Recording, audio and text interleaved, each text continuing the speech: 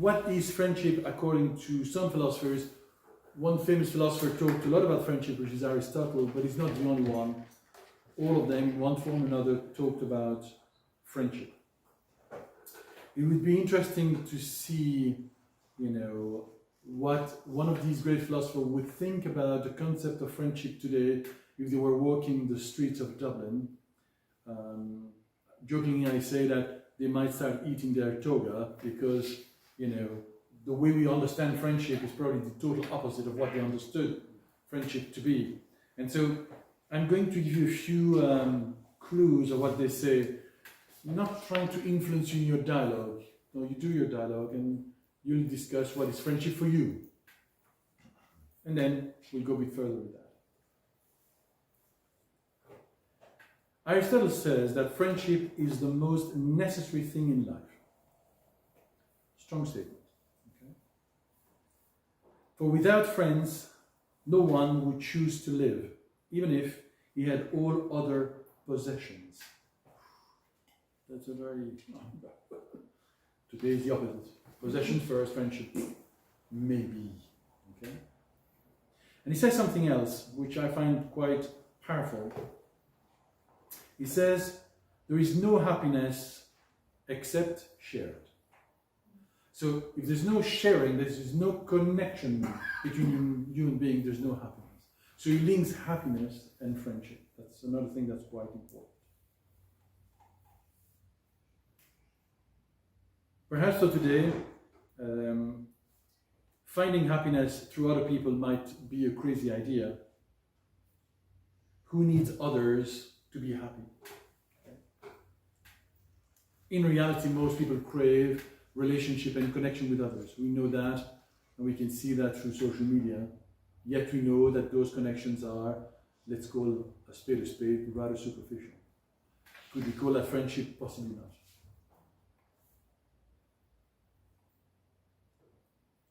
It's clear that ancient teachings around friendship suggest that there are no solitary happiness.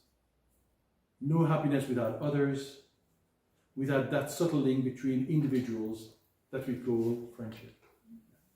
So their definition is quite powerful to start with. Okay? The other thing that Aristotle says, and Plato before him, he says, friendship is superior to justice. They say friends do not need justice, whereas the just needs friends. He says that among friends there is no need for laws. Among friends there is no fuss, you don't calculate, you don't negotiate, you simply offer and you sacrifice. The word sacrifice in Latin is sacrum facere, which means to make sacred, that is to make meaningful. It's not sacrifice and sacrifice, nothing to do with that. And I know it's the same word, but sacrum facere means we postpone our own desires to put the needs of the collectivity first or others first. So postponing. Postponing doesn't mean you don't do it, you postpone them. Plato says that about politicians, to postpone their own ambitions to be at the service of others. Don't go there about today's politician. It would be depressing, perhaps. So, no calculation. So, the objective of happiness is the happiness of others, and that is the basis of friendship. What we do it without calculating, without thinking of what we're going to get in return. We don't waste time in measuring our effort, he says, to evaluate the gains we may get in engaging to connecting with others. Today, the first question I often get when I talk about philosophy, what's in it for me? It's the opposite of philosophy. And I often say nothing. Depends what you put in. You say your own effort is the measure of what you gain. In Indian tradition, it's called karma yoga. Okay? Well, today, in English, it's called volunteering, which is the same idea, is to willingly put yourself at the service of the common good. And here we engage in the concept of friendship.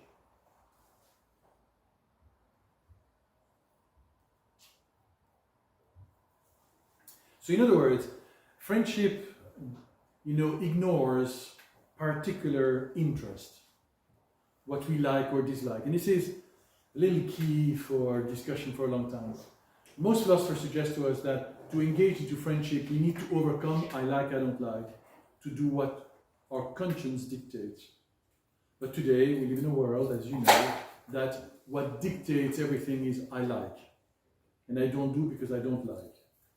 So it's very instinctive. It's very children do that. Adults, allegedly, we should be able to follow our conscience whether we like it or not. The philosopher would say, eventually, what we should do and what we like becomes the same. For most of us, it's not yet. But we still have the possibility to do that. So there are three types of friendship, they say. And these three kinds of friendship, whose respective object are, they call the good, the pleasant, and the useful. According to Aristotle, only the good deserves to be called friendship. That is to say, to do good. The word good in English is a bit too used and abused. Good means it's something that comes from the deepest element of ourselves. Because doing something pleasant and useful can only guarantee temporary trust, he says, which tends to disappear quickly over time. Maybe there for a while, but the challenges of life itself deprives us of what we've gained, and friendship disappears if it's only driven by what we like, pleasant or useful, which is I like, I don't like.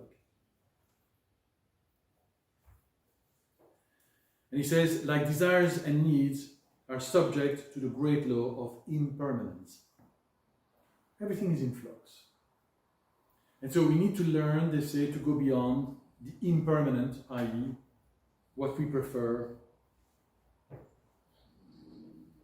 So they cannot be the object of lasting friendship.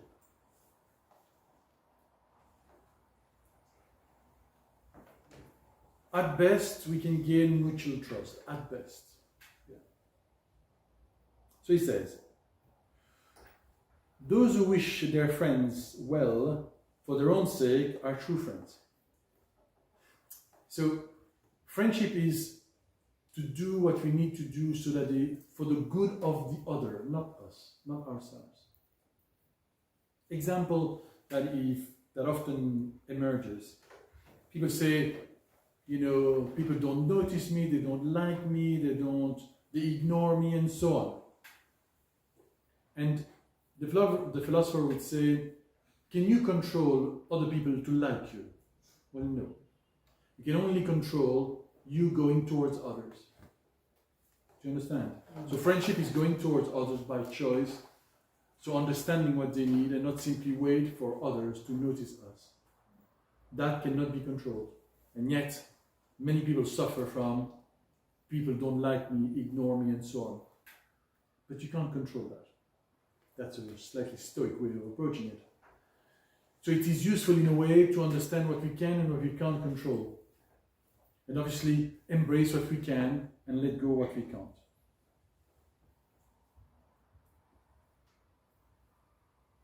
And so they say, friendship therefore lasts as long as they remain virtuous. And I'm going to 2 words about that. And the very nature of virtue is to be lasting. So we need to develop something within us that allows us to connect with others. And they say, virtue is the fundamental principle of friendship. But virtue has nothing to do with this moralistic stand, which is today very much done through the virtue signaling of the woke movement. That's not what it means at all. Virtue is something we develop within ourselves. You can translate virtue by the word strength, because it's arete in Greek, which means that virtue is to develop inner strength. The first 2 strengths we have to develop in friendship is generosity and courage. Courage because it relates to the heart. Cuore or heart, le cœur in French. So we need to develop courage to act according to what our conscience dictates and to do it with generosity, i.e., to do things without expecting anything in return. They also say that friendship is the basis of all civilizations. And this is more, I leave it open for you to discuss a bit more on that. Today we crave a relationship, and we have used technology to originally to overcome some of our barriers, and technology has done the actual opposite. We see people more and more isolated, more and more unable to connect with others. But I would say something to finish. To connect with others, to help us a little bit at least,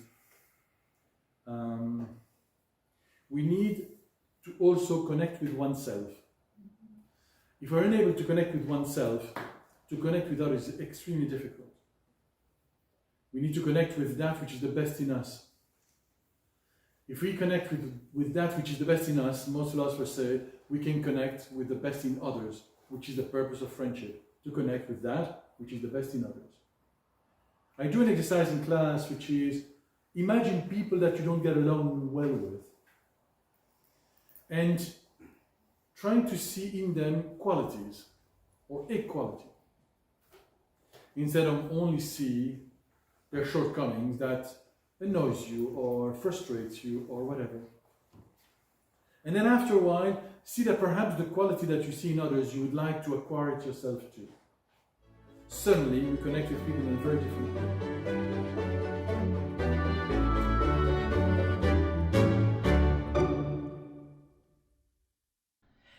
What is most important to you in a friendship or being a friend? Maybe you tried the practice that was suggested in the talk, which was to imagine people we don't get along with and the qualities they have, and to imagine if we had those qualities ourselves. Because this is a philosophical practice, because it connects us with others. It would be great if you could share some of your reflections or comments in the comment section below, or if you have any questions, please contact us.